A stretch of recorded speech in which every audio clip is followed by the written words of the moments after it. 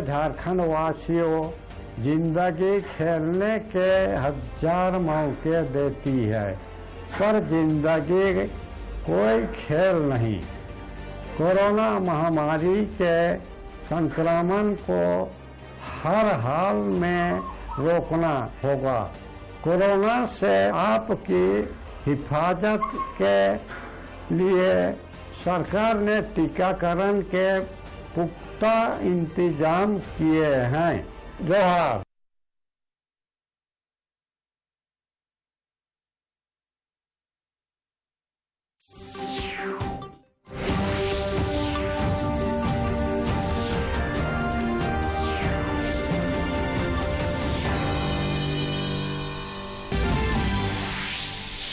प्रधानमंत्री नरेंद्र मोदी ने 28वें राष्ट्रीय मानवाधिकार आयोग के स्थापना दिवस समारोह को किया संबोधित। कहा, भारत मानवाधिकारों की रक्षा के प्रति प्रतिबद्ध।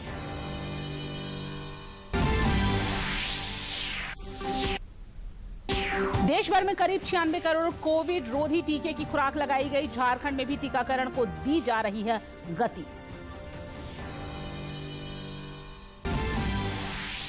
राज्य भर में भक्ति भाव के साथ हो रही मां कालरात्रि की पूजा पंडालों के पट खुलते ही श्रद्धालुओं की दिखने लगी भीड़। कोविड को लेकर पंडालों में विशेष चौकसी। और झारखंड से तय समय से विदा हुआ मॉनसून। 15 अक्टूबर के बाद फिर मॉनसून के मिजाज में दिखेगा बदलाव। अभी जारी रहेगी सुबह और शाम की सिहरन।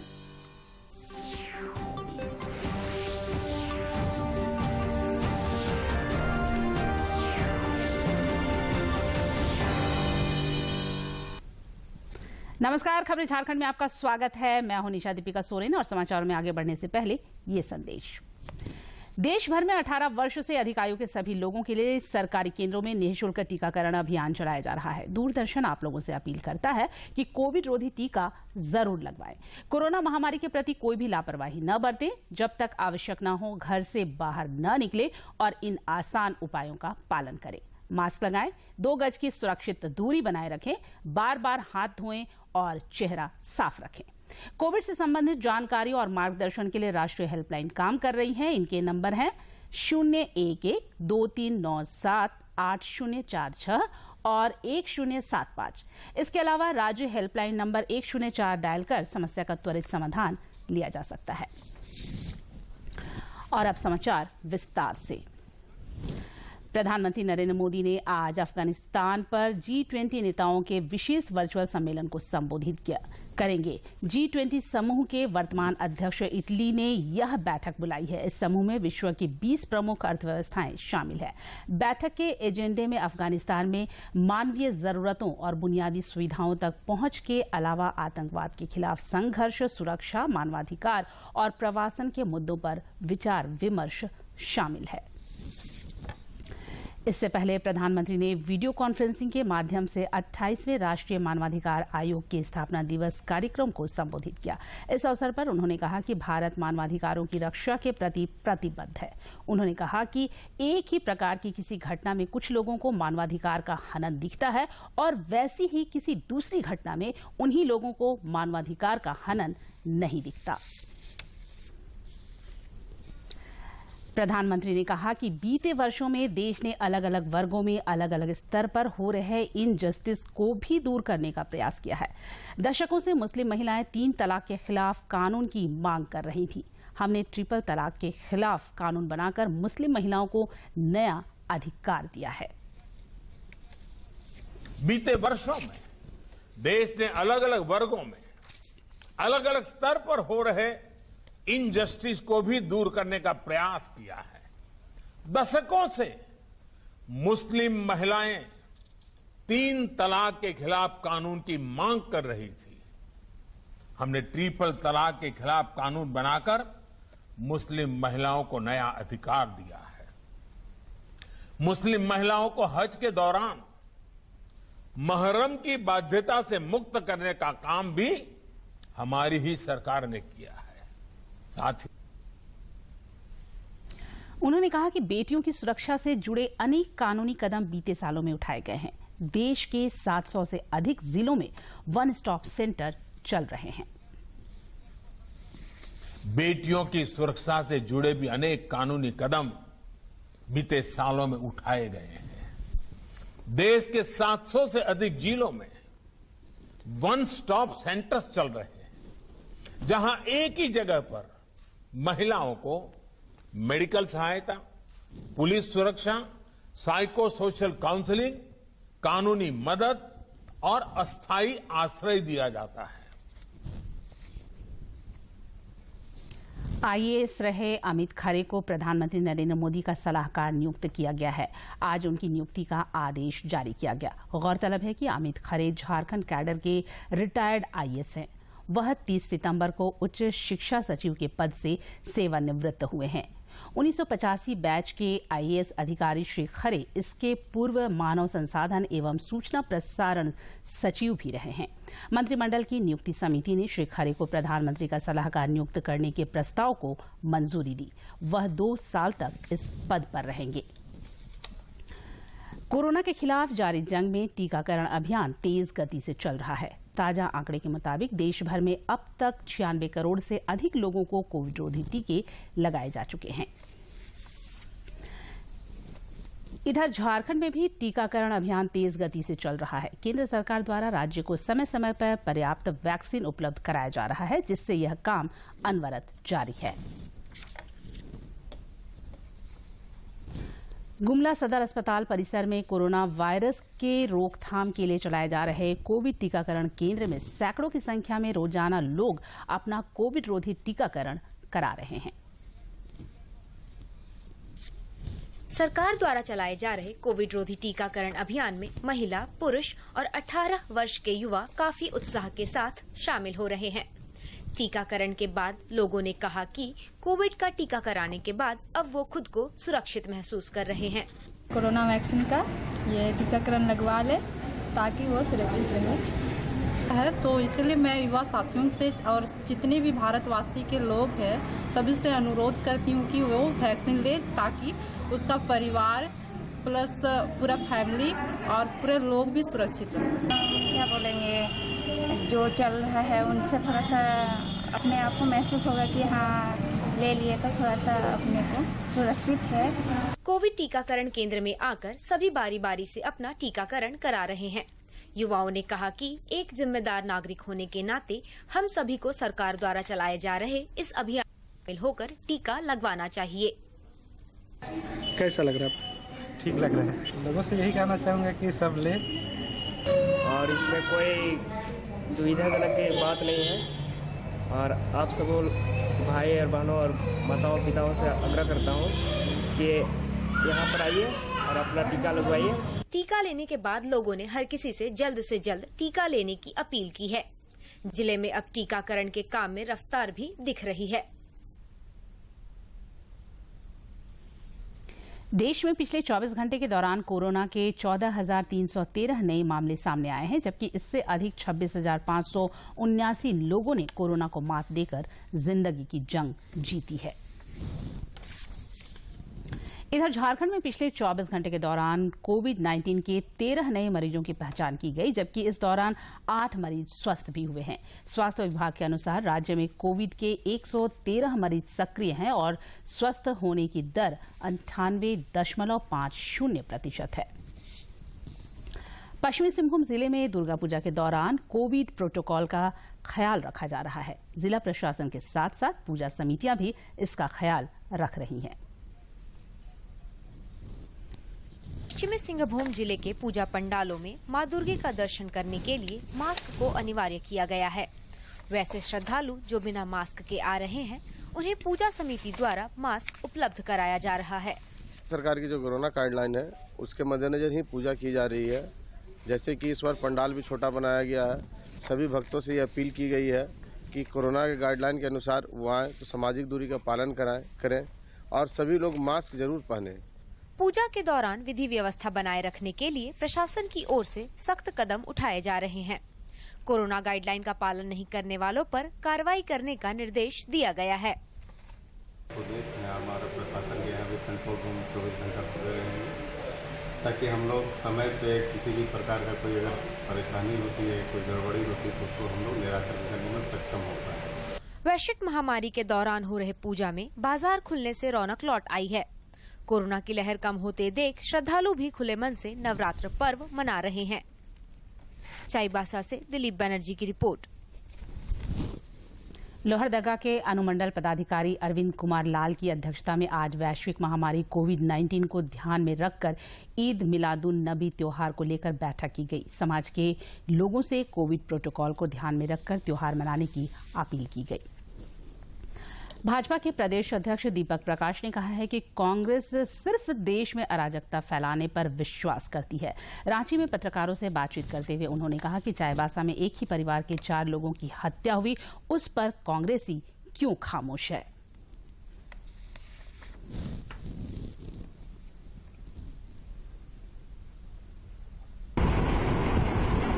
गांधीवादी तरीके से हिंसात्मक ढंग से लोकतांत्रिक तरीके से दे रहे हैं और आदिवासी और उसमें मूलवासी हमारी बहनें,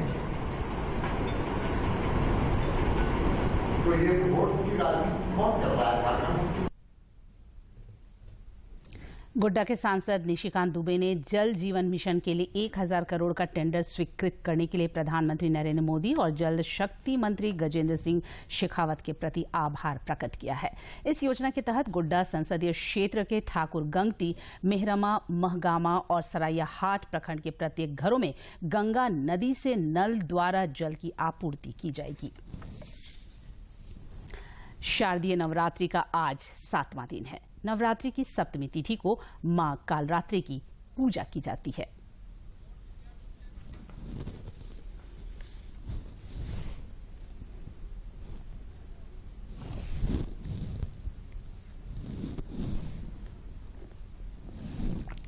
किए गए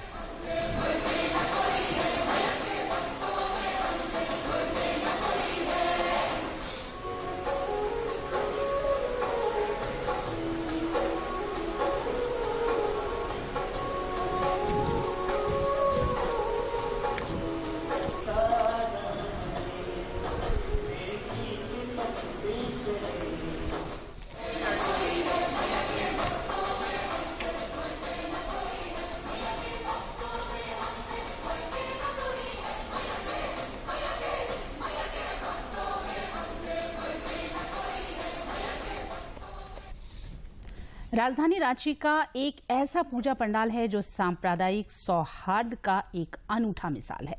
यहाँ विभिन्न धर्मों के लोग मिलजुल कर दुर्गा पूजा मनाते हैं।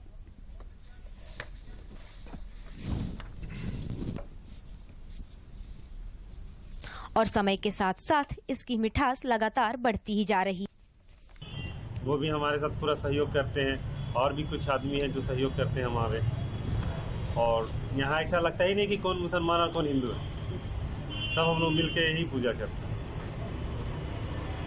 करबला चौक दुर्गा पूजा समिति ने यह साफ कर दिया है कि माता रानी के दरबार में सभी एक हैं, चाहे वह किसी जाति या मजहब का हो।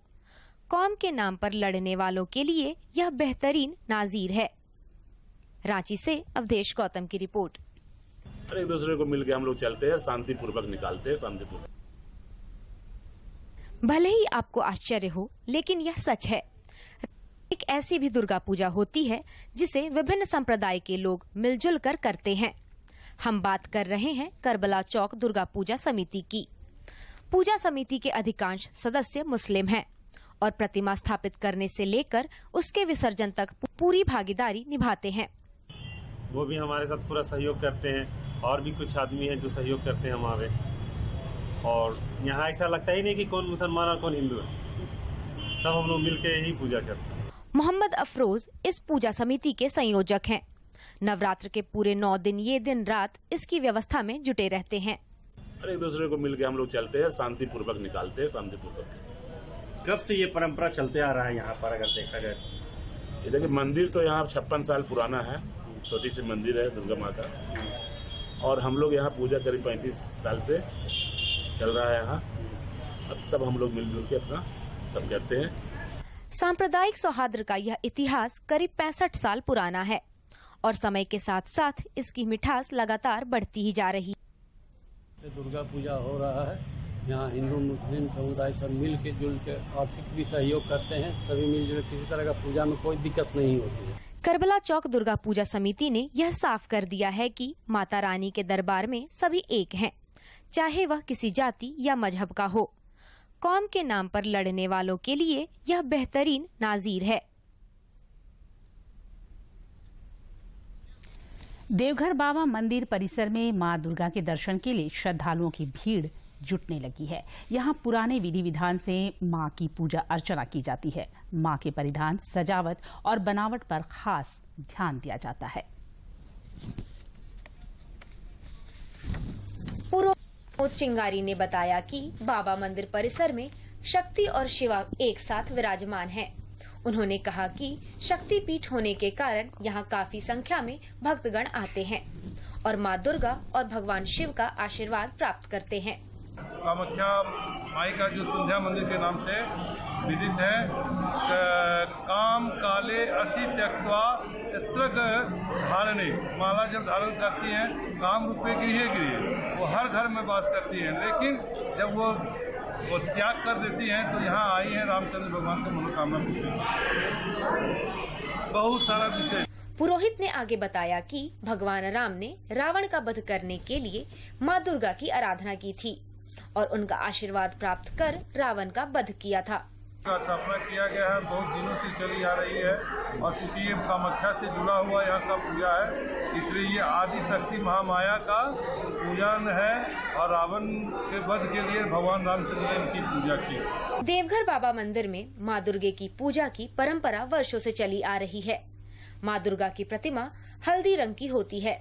यहाँ बनाई गई टाना मूर्ति कहलाती है, जो काफी आकर्षक होती है। देवघर से मनीष दुबे की रिपोर्ट।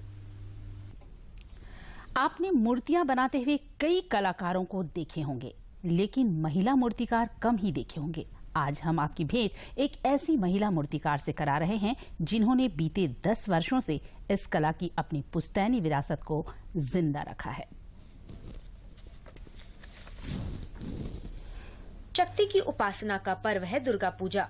उस पर शक्ति स्वरूपा की प्रतिमा को आकार देने वाले किसी महिला के हों तो इससे सुंदर भला और क्या हो सकता है। हम बात कर रहे हैं माधवी पाल की। वैसे तो मूर्ति कला से जुड़ाव इनका पुश्तैनी है, लेकिन इनके पति का असामयिक साथ छूटने के बाद बीते 10 वर्षों से परिवार के साथ साथ इस विरासत की बागडोर भी इन्होंने ही संभाल रखी है। 9 साल तो हो गया। 9 साल से हमें मूर्ति काम में लगा है। तो मेरा हस्बैंड का ये बिजनेस था, तो हस्बैंड डेट करने के बाद ये दुकान चलाने के लिए हमको यहाँ आना पड़ा। मिट्टी से मूर्तियों को आकार देने के बाद जब उस पर माधोबी के हाथों से रंग चढ़ता है तो बेजान मूर्तियों में भी जान आ जाती है और लगता है जैसे ये मूर्तियाँ अभी बोल पड़ेंगी। मूर्तियों से जुड़ा इनका कारोबार करीब करीब सालों भर का है। साल है, अगले साल से मूर्ति बड़ा वाला मूर्ति है, ये साल भी बिका नहीं। और कितना साल सरकार ऐलान करेगा और इसके बाद थोड़ी रहेगा। इतना बारिश में दुकान में पानी घुस जा रहा, बारिश इतना तेज होने से सब ना। कोरोना की तबाही ने इन्हें भी कम परेशान नहीं किया, लेकिन इन्होंने अपने हौसले को कम नहीं होने दिया। अपने हौसले और हाथों के हुनर के दम पर माधवी ने न सिर्फ अपने पुरखों की पहचान को जिंदा रखा है, बल्कि अपने दोनों संतानों की सही परवरिश कर उन्हें मुकाम तक पहुंचाया। यही नहीं, इस कारोबार से आज कई और जिंदगियां भी आबाद है। रांची से अवधेश गौतम की रिपोर्ट।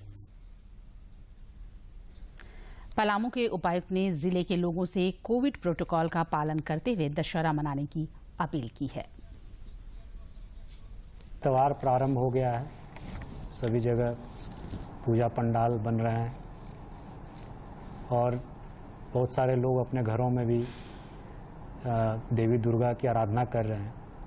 क्योंकि कोरोना का संक्रमण अभी गया नहीं है और अभी भी तीसरी लहर आने की आशंका जताई जा रही है, इसलिए हम लोगों को काफ़ी सतर्क होने की आवश्यकता है।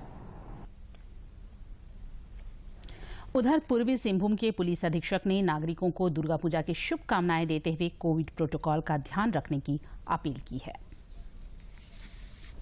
दुर्गा पूजा में अपने एवं अपने परिवार को सुरक्षा हेतु 3 महत्वपूर्ण बातें याद रखें। पहला, कोरोना महामारी से हम पूर्ण रूप से मुक्त नहीं हुए हैं। दुर्गा पूजा के आयोजन के संदर्भ में झारखंड सरकार द्वारा जारी किए गए दिशा निर्देशों को पूर्ण रूप से अनुपालन करें। राज्य से मौसम पूरी तरह विदा हो चुका है। अपने तय समय के मुताबिक कल 11 अक्टूबर से राज्य भर से मानसून विदा हो चुका है। झारखंड में इस बार 12 जून को मानसून ने प्रवेश किया था। मौसम वैज्ञानिक अभिषेक आनंद ने बताया कि अगले 3 दिनों तक राज्य में मौसम शुष्क रहेगा। सुबह शाम की सिहरन जारी रहेगी। उन्होंने कहा कि 15 के बाद मौसम एक बार फिर से करवट लेगा। इस दौरान 17 अक्टूबर तक झारखंड में कहीं कहीं बारिश देखने को मिल सकती है। 1 जून से 30 सितंबर तक राज्य में सबसे ज्यादा बारिश लोहरदगा में दर्ज किया गया, जो सामान्य से 49% ज्यादा है। राज्य में सबसे कम बारिश पाकुड़ में दर्ज की गई। यहां सामान्य से 36% कम बारिश हुई। विधायक कमलेश कुमार सिंह ने आज हुसैनाबाद प्रखंड कार्यालय में दिव्यांगों के बीच ट्राई साइकिल तथा स्वयं सहायता समूह की महिलाओं के बीच ऋण वितरित किया। धनबाद के बैंक मोड़ स्थित कृष्णा प्लाजा अपार्टमेंट के फर्स्ट फ्लोर पर स्थित मैक्स लाइफ इंश्योरेंस के कार्यालय में आग लग गई। स्थानीय लोगों की सूचना पर अग्निशमन के कर्मचारियों ने आकर आग पर काबू पाया। ग्रामीण क्षेत्र की प्रधानमंत्री आवास योजना गरीबों एवं बेसहारों के लिए मददगार साबित हो रही है। गिरिडीह जिले के बेंगाबाद प्रखंड के चुंगलो गांव के ग्रामीण प्रधानमंत्री आवास पाकर बेहद खुश है। सरकार की महत्वाकांक्षी प्रधानमंत्री आवास योजना से गरीबों को पक्का मकान मिल रहा है। लाभुक इस योजना से आवास प्राप्त कर सरकार के प्रति आभार प्रकट कर रहे हैं। घर के तकलीफ था, गरीब आदमी न बन पा रहा था, सरकार एक दले तो यार देखिए दे सरकार दल के देखिए दे घर सब बाल बच्चा सुखी से रह ला लिए यार देखिए दे मालिक हले से कमाई ना जाले। धन्यवाद। चुंगलो गांव की मुनिया देवी ने कहा कि उनके जीवन में मकान एक सपने जैसा था। केंद्र सरकार ने उनके इस सपने को साकार कर दिया है। माटी घर हले और बहुत दिक्कत से सब परिवार रही हलिए, बहुत कष्ट में एकदम हलिए तैयार। प्रधानमंत्री आवास के तहत मिले पक्के मकानों में रहने वालों को काफी सुकून मिल रहा है। लाभुकों ने बताया कि अब न तो उन्हें बरसात की मुश्किलों का सामना करना पड़ रहा है और न ही असुरक्षित महसूस कर रहे हैं। गिरिडीह से रमेश प्रभाकर की रिपोर्ट। आजादी का सफर की आज की कड़ी में समाजवादी विचारक और लेखक डॉक्टर राम मनोहर लोहिया की स्वतंत्रता आंदोलन में भूमिका पर डालते हैं एक नजर।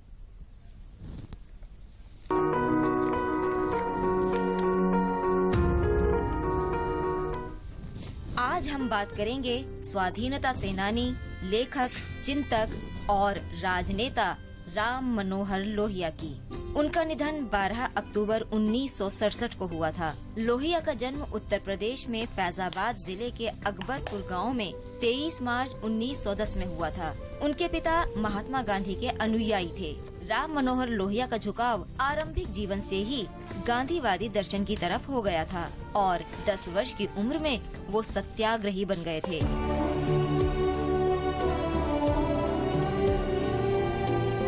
स्कूल के दिनों में लोहिया ने उन पाठ्य पुस्तकों के विरुद्ध अभियान शुरू किया जिनमें शिवाजी को लुटेरा राजा बताया गया था। बाद में लोहिया ने साइमन कमीशन के विरुद्ध आंदोलन में भाग लिया।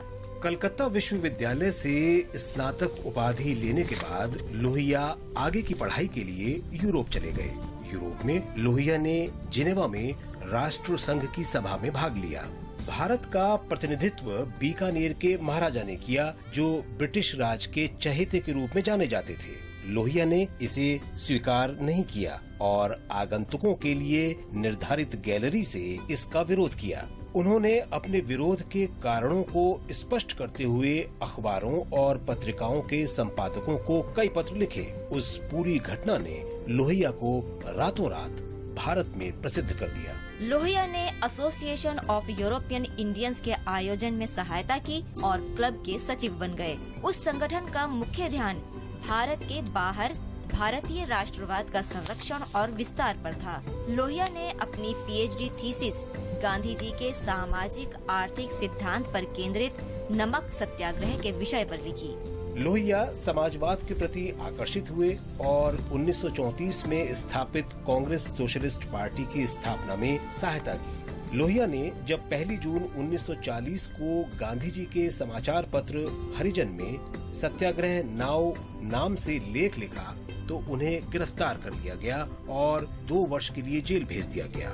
जेलरों ने उन्हें मानसिक यातना दी और कड़ी पूछताछ की।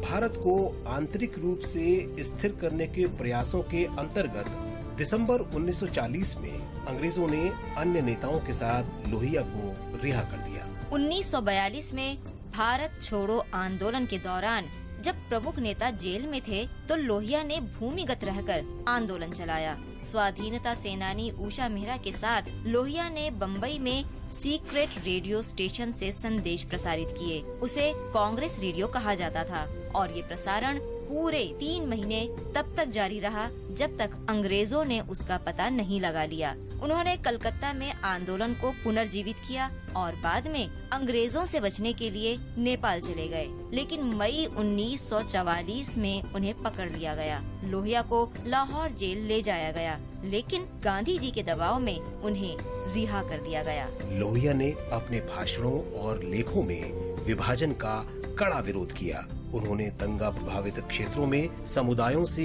एकजुट होने, अपने आसपास हिंसा की अनदेखी करने और अहिंसा के गांधी जी के आदर्श पर अडिग रहने की अपील की।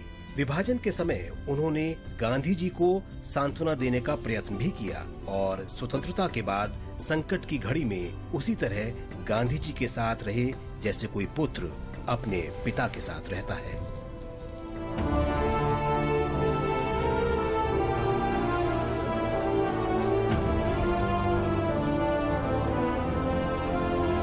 डॉक्टर लोहिया लगभग 650 भारतीय रियासतों के एकीकरण से बड़े राज्य बनाने का विचार देने वाले पहले व्यक्ति थे। ये ऐसा विचार था जिसे बाद में भारत के पहले गृह मंत्री सरदार पटेल ने सफलतापूर्वक लागू किया। स्वतंत्रता के उपरांत लोहिया ने महान चिंतक और सांसद, अल्पसंख्यकों, निचले वर्ग के लोगों और महिलाओं के हितों के लिए लड़ने वाले के रूप में अमिट छाप छोड़ी।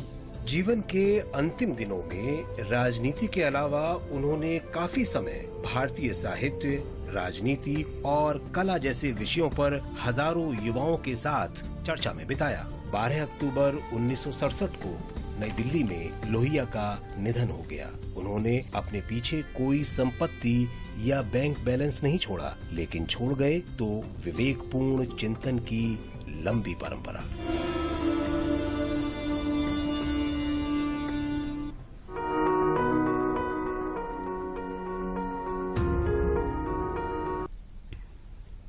और अंत में मुख्य समाचार एक बार फिर।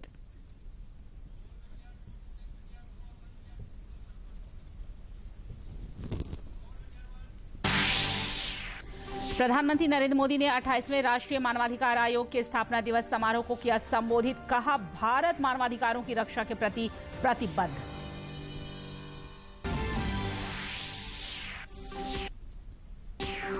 देश भर में करीब 96 करोड़ कोविड रोधी टीके की खुराक लगाई गई। झारखंड में भी टीकाकरण को दी जा रही है गति।